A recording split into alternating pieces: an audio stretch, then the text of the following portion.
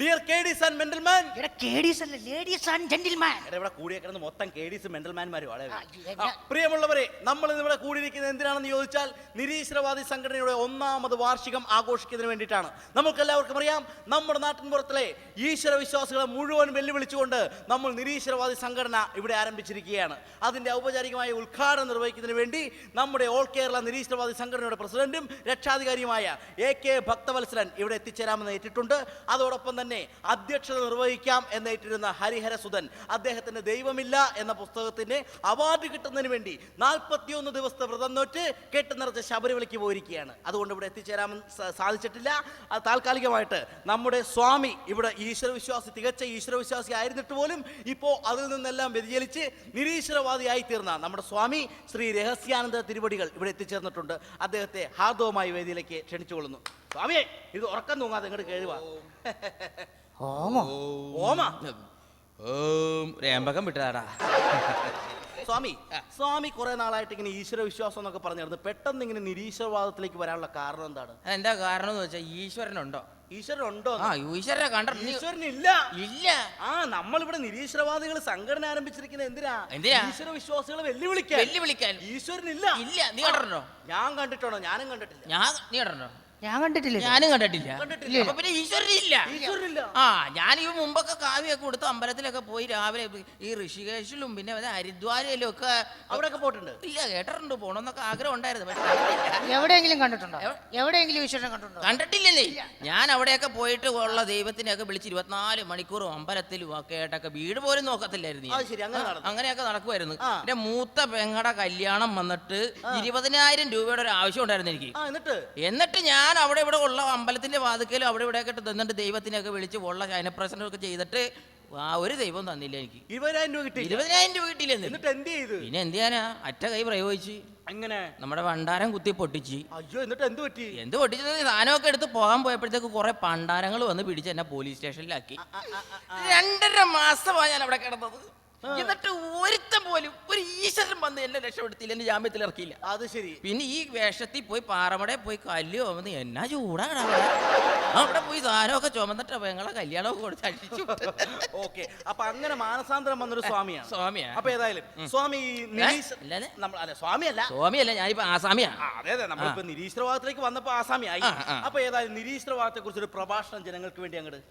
ഭക്തജനങ്ങളെ, അല്ല ചത്ത ജനങ്ങളെ, നമ്മുടെ ഈശ്വരൻ എന്ന് പറയുന്നത് ഇല്ല. സത്യത്തിൽ ഈശ്വരൻ ഇല്ല.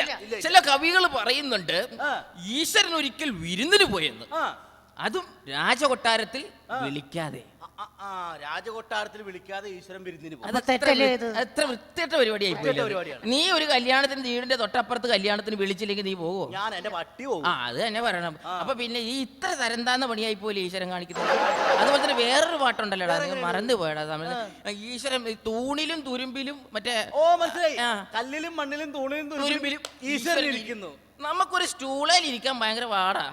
എപ്പോഴാണ് മറ്റേ മുള്ളലിരിക്കുന്നത് പറയുന്നത്. അതുപോലെ തന്നെ തൂണ് പൊളന്നിട്ട് അതിന്റെ ഉള്ളിൽ വെച്ചിട്ട് വേണമെങ്കിൽ സിമെന്റ് ഇട്ട് പ്ലാസ്റ്റർ ചെയ്ത് കളയാം. ആളെ കണ്ടാൽ എങ്ങനെ ഇരിക്കും? പിന്നെ തുരുമ്പിലിരിക്കും. പിന്നെ നമ്മളൊരിത്തിരി പൊടി ഉണ്ടെങ്കിൽ കസേരല്ല തുടച്ചിട്ടാ ഇരിക്കുന്നത്. അതിന്റെ മുകളിൽ കയറി ഇരിക്കുവോ? ആക്രി കച്ചവടക്കാരനെ വൃത്തിയില്ലാത്ത ആളാണോ ഈശ്വരൻ? അതാണ് ഞാൻ ചോദിക്കുന്നത്. അതാണ് ഇപ്പൊ പറയാനുള്ളത്. അപ്പൊ ഏതായാലും ഇപ്പൊ അങ്ങനെ ഇപ്പൊ നമ്മൾ ഈശ്വരന്മാരെ വിശ്വസിക്കുന്നതിൽ യാതൊരു കഴമ്പില്ല. കാരണം ഇങ്ങനെ ഇത്ര വൃത്തികെട്ട അല്ലെങ്കിൽ വിളിക്കാത്ത കല്യാണത്തിന് പോകുന്ന ആള് ഈ പൊടിയുള്ളടത്തും തുരുമ്പുള്ളടത്ത് കല്ലിലും മണ്ണിലും ഒക്കെ ഇരിക്കുന്ന ആൾക്കാരെ നമ്മള് ധ്യാനിക്കേണ്ട കാര്യമുണ്ട്. അതാണ് പറയുന്നത്. നമ്മുടെ മറ്റേ ആ പുള്ളിക്കാരൻ വന്നിട്ടുണ്ട്. അപ്പൊ നമ്മുടെ ഈ കമ്മിറ്റിയിലെ ഖജാൻജിയാണ്. അപ്പൊ കുറെ നാളായിട്ട് ഈ നമ്മുടെ ഈ 1ാം വാർഷികം വെച്ചിട്ട് അതിന്റെ ഒരു കാര്യത്തിന് പോലും ഇറങ്ങി വരാത്ത ആളാണ്. ഉപ്പിലുണ്ട ദിവസം എന്റെ ഭഗവാനെ, നിങ്ങൾ ഇതുവരെ തുടങ്ങിയില്ലേ?